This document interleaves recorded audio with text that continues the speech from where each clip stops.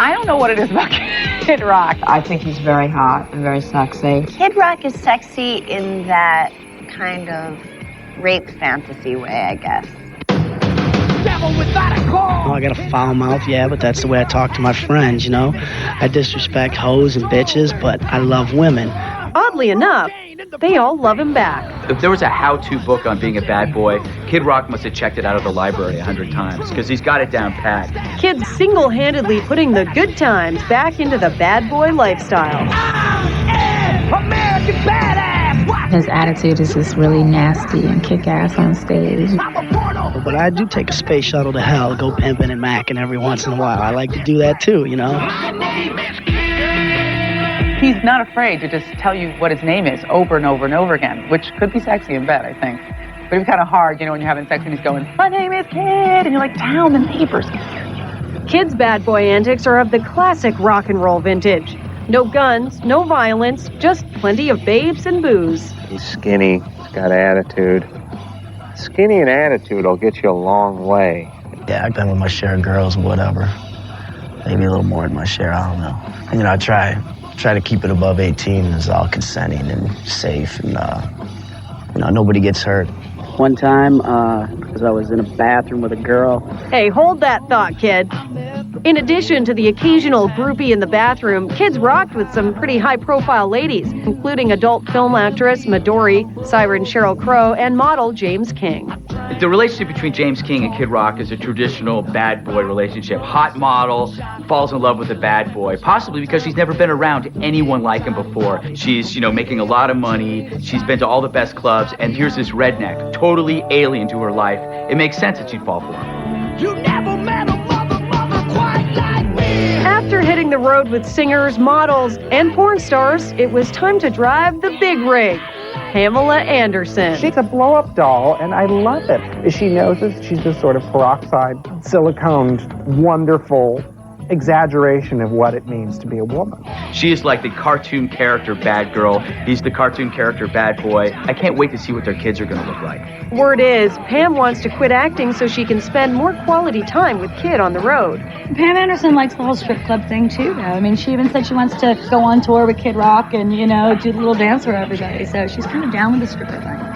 Apparently, the couple that plays together stays together. I really wish her the best with Kid Rock. It seems to be going well.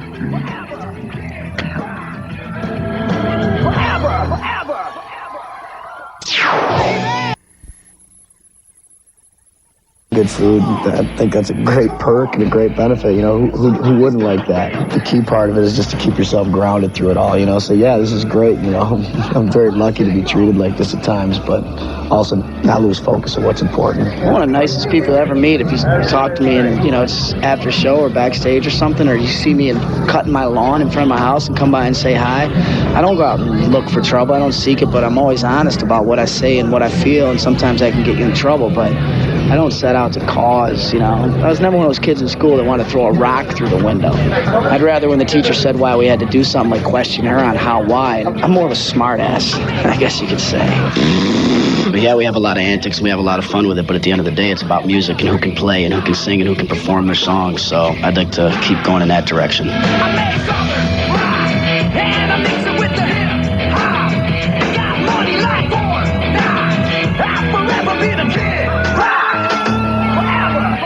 You know, the first record, Devil Without a Cause, was basically, okay, I'm going to play everyone's game. I'll show you how many records I can sell. I'll even forecast the future with I'm going platinum. I'm going platinum! And then the History of Rock record was something I put out to show people that I had been around for 10 years, and anybody that was interested or gave half a crap, you know, could go out and buy the old stuff and, you know, just, I guess, soak up some more Kid Rock if they wanted to.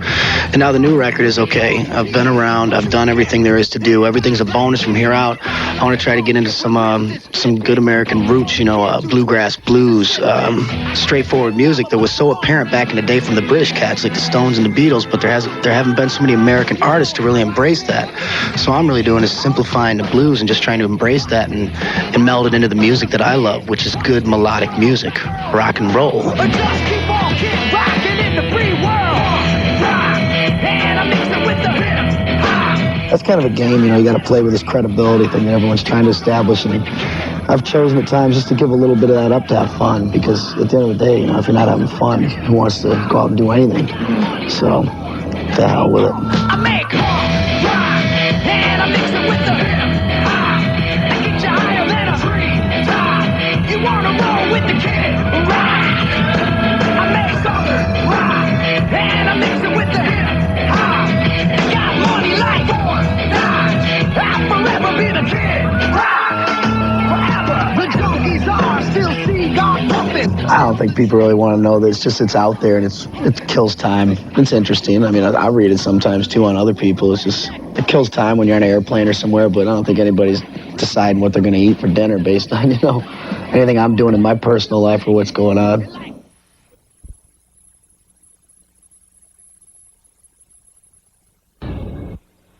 Skinner, Seeger, Limp, Corn, the Stone, David Allen Cole with No Show Jones. Yeah! Pass that bottle around. Got the rock from Detroit, soul from Motown, the underground zone. Him with tracks that Mac and slap back the whack. Never no way, I don't play with.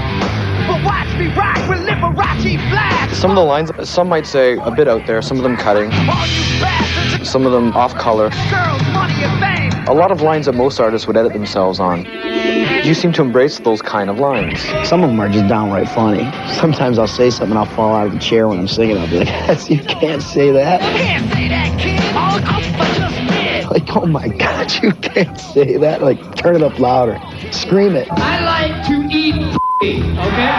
Why can't you say it? Because someone would be offended somewhere? Yeah, people be offended, just shocked, you know, but that's the beauty of rock and roll, I think, you know? Not so much for shock value, but when you call something exactly how it is in its purest form, and you go, oh my God, and everyone goes, well, that's true.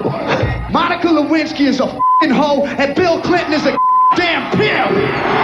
I think, you know, it's really saying something. I mean, that's why we swear, you know, if someone pisses you off, you don't go, hey, I'm really upset with you right now. You know, f*** you. You know, because it's emotion. It expresses yourself. It tells people how you really feel, you know. It's just expression. So sometimes, you know, when you express yourself in different ways or the type of language you might use, you know, I try not to do it so much for shock value. Sometimes I'll say funny things to see if I can get a rise out of people, yeah. But for the most part, you know, I try to make the continuity of a song and just put it in its purest form, as raw as it can come. Yeah, I talk about bitches and hoes, and because of that, a lot of people think that I can't stand women. But that's bullshit, because to hate anybody in this world, just think the fucking way I'm living. If you want your kids, obviously, to be positive, everybody does. I have custody of my 6-year-old son I raised, and we want them to be positive people, no doubt about it. If you go out and buy, say, I don't know, a Jewel record. I like Jewel, so I'm not ripping on her at all. I'm just saying, like, if you buy that, it's very positive. You know what I mean? You can get something very positive from it. Are any kids with problems buying that? No. The kids with problems are looking at me. Like, we understand. We know where you've been, what you've been through. And then those kids want to learn more about me. So all the bitches, hoes, yous, swear words on the record, that's secondary. When they see how I live my life and I take care of my 6-year-old son as a single father and raise him, and I worked my ass off to get where I'm at, and yeah, when I'm on the road, I'm out of hand. I'm completely out of hand. I'll be the first one to admit it. I like to have a good time, party, whatever it takes to get that done. But I see when they see both sides and understand that there's a balance in life that you have to be aware of and be smart about what you do, I think that's more positive than anything anybody could say, do, any country they could save, any charity they could have. That touches people, that reaches them in the end. And it's going to take me a lot of years to prove that, but that's what's going to be the case. And I feel like number one, and yet I'm last in line. I watch my youngest son, and it helps to pass the time. I take... Somebody said, you know, I heard your CD, I won't let my kid listen to it. And I go, that's great, because at least you're talking to your kids. You know, if you have a relationship with your kids where you're involved in their lives, I think that's excellent. I'm responsible for me and mine and what's close to me. And if everybody took that attitude, I think the world would be a much better place. It just doesn't take a guardian mother and father to raise a child. It takes a community. I really believe that, you know. It really takes a community to raise a child up. And so I think if people just helped out with what's close to them and what's right in their own backyard, you know, if we all took that responsibility, I think it'd be a lot better place. It sounds like you're a good father. I don't want to honk my own horn, but beep, beep. My son's 9 years old now, and I think it's important that I'm there for him. And if I can't be big all over the world, well, I'll just have to sacrifice that to make sure my family's taken care of. That's a bummer. That's a bummer. Bummer. What are you teaching them, bummer? It's tough, you know, if I made mistakes and maybe not been there as much as I could have. Maybe went to that NASCAR race when I should have went home. or stayed out here and there. Yeah, I've done that. I've not been perfect by any means, but, you know, I think I've done a pretty good job. And, you know, it's something that means a lot to me that I try to be good at, so, you know, he's definitely taken care of, and I enjoy it.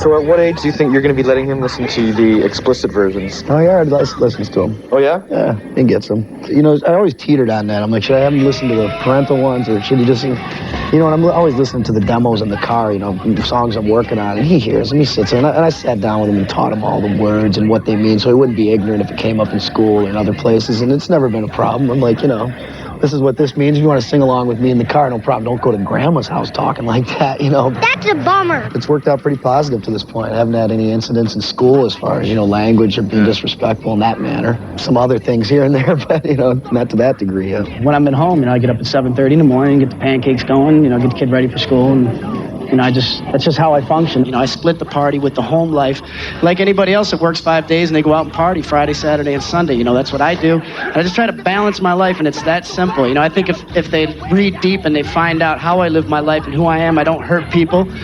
You know, that's not my thing, and I don't go around, you know, telling people to do this and that. But yeah, I say some provocative things, and I always will, because that's the way I feel, and I think it's how I live my life, and I have a definite balance in my life. When I'm on stage and I'm on the road, I'm definitely party, I get wild, but when I'm at home, I'm a father to my son. I've taken anything that says Kid Rock on it down in the house. There's nothing that says Kid Rock on it or a gold record hanging up anywhere. I just try to have it be as normal as it can be, you know, so it's not the focus if he was to have friends over or things like that, you know, just try to have a normal household. Thought I'd go as far in life as this. Never made par and I could give to. Never wanted to sell cars cause my dad was a never wanted a guitar till I heard a lick like this. I think that I might have done something wrong in asking Pamela to marry me, and that is, I did not ask Canada's permission. Is it okay, Canada? The American badass is engaged Canadian badass. the Canadian fine ass. We enjoy each other's company. What's not to enjoy? And what kind of wedding are you guys planning? A couple flatbed trucks, Aerosmith, I don't know, Hank Williams Jr., paper plates. I buried pig even though I'm vegetarian. I don't know, something really No romantic champagne like glasses, Dixie cups. that. That's right, 60 cups. Dixie to my northern spot. You know it's time to rock with Old Glory Drive. I'm very private with my personal life, you know, I try to be. That's none of your damn business. I'd care for you to stay out of my personal affairs. Thank you. Yeah, I just don't talk about it. Are you surprised that people want to know so much? I don't think people really want to know that. It's out there, and it kills time. It's interesting. I mean, I read it sometimes too on other people. It kills time when you're on an airplane or somewhere, but I don't think anybody's deciding what they're going to eat for dinner based on, you know, anything I'm doing in my personal life or what's going on. It's kind of sad, though, to see everything drop to its lowest common denominator, and it's really all about money. You know, because I see, you know, these great magazines like Rolling Stone, you know, I used to love to read and read about new bands and music, and, you know, now they turn into tabloids, and you got, like, on the front, Britney Spears and stuff like this, rather than, you know, good bands that are out there playing live music and writing good song, you know, singers and songwriters, and, you know, it kind of takes the art out of journalism, where it's like, if you were a journalist, you know, you had a talent as a writer, would you want to write about who's kissing who, or would you like to use that talent to write something that might move somebody or mean something, you know, in 20 years? So, hopefully it'll all come back around. I think it's just a cycle. I think it's coming to a halt, and we're going to get back into some real good stuff. Really can't wait till we move on and get a little deeper, a lot more substance than just the old Kid Rock. Here I come with my American flags and strippers, and middle finger in the air, and boy, aren't I cool. You know, I love all that stuff, and it's a lot of fun to sing, but there's also a little more depth to it. I'd like to think. I put your picture away, sat down and cried today.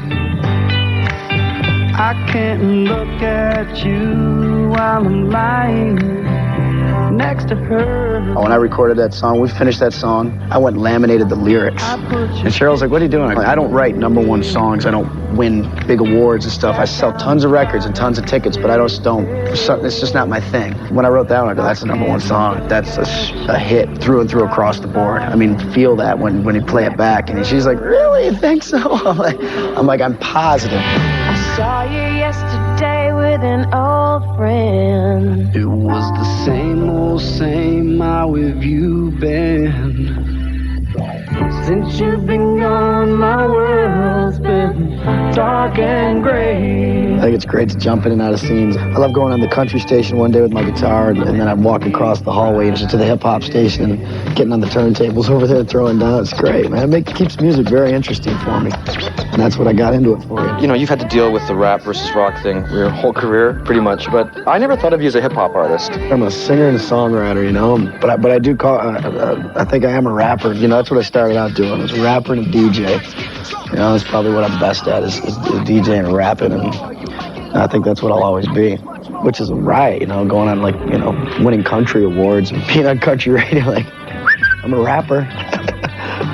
It's great to shake it up a little bit. I hope he can get up the stairs. Kid Rock! I want to say hi to my son who's watching. Pamela, love you, baby. And everybody here loves all their wives that are sitting there, too. Or girlfriends, I don't know, whatever it is. I want to thank the fat girl sitting right there. What's up, baby? I saw you yesterday with an old friend. It was the same, how have you been?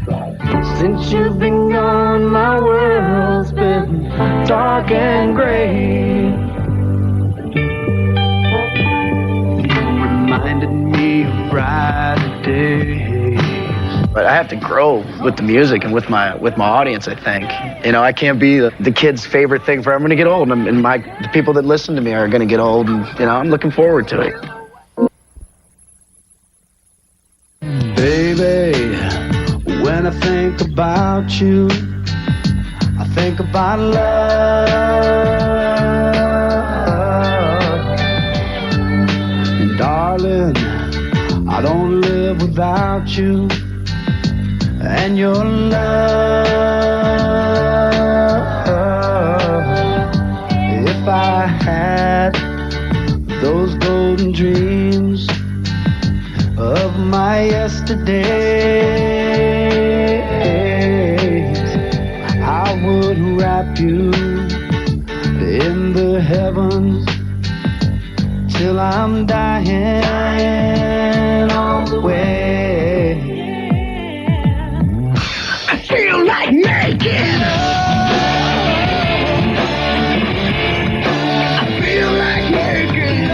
Well, with this one, I kind of went into it thinking, like, God, wouldn't it be good to, you know, just put some good blues, rock and roll out there. I think it's been kind of absent for quite some time. You just don't hear many people doing it. It's just, to me, it's some of the best sounding stuff. You know, it's just fun to let loose and listen to it and have a good time. So where's that next, you know, Skinner or Aerosmith or, you know, that thing like that? And I thought I'd step up and try to fill that void for a minute. And if I had those golden dreams of my yesterday. It's become not cool in some circles, but it seems that a beautiful woman will always be a part of a Kid Rock video. I guess. I don't know. I don't know if that'll hold true or not. We'll see where the music goes, you know. I feel like making. Baby, I feel like making love. I feel like making love, it calls for it. Yeah, sure. I mean, that's what it's all about, you know, that song. And that was kind of a 70s throwback thing. You know, I was like, I want big pork chops like Greg Allman, you know, and just really make this 70s. Let's just bring out that whole thing, you know. It was just drugs, sex, and rock and roll, you know, in the 70s. And it was carefree, you know. Of course, now we have, like, techno, AIDS, and crack. You know, it's no longer drugs, sex, and rock and roll. But, and I thought it was just fun, you know, to have that whole throwback thing, you know. About, whoa, crazy. Isn't this wild? That's what rock and roll is, you know. Piss everybody off, have a good time, you know. Turn it up, play it loud. For me, it was, I always figured rock and roll to be something fun, for everybody to have a good time. It is a source of rebellion and a source of saying what's on your mind, getting it off, and that translates into booty more often than not. I feel like making. You see it in movies and sometimes you question it. Okay, is life really like that on the road? Is it? Yes, sir. It's all true. Hard to stay in a relationship or be with someone that at least is understanding. Yeah, I think that'd be wrong to be in an understanding relationship. I think it's, you know, hey, if you're making a commitment to somebody, then you stay away from that part of it, you know? You don't go whoring around all over town, you know? That ain't cool. I don't think that's cool to do that to anybody, you know? But, hey, if you're free and clear, you know, what are you gonna do? Works for Gene Simmons. He's got a good little understanding thing going on there. I don't think I want to end up like that one day, you know. 4,600 what? Women. And now 4,602. I love women, more than one, as many as possible. Yeah, I don't think I want to end up like that one day, you know. I think there's a little more to life than that at the end of the day. There's got to be.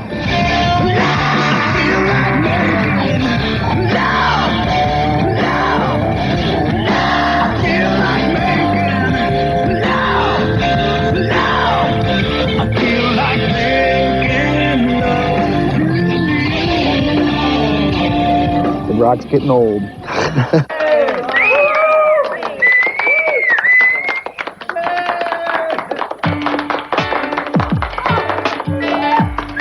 I'm ready to rock. I don't want to be 45, 50 years old, ball with a ball shaking my head.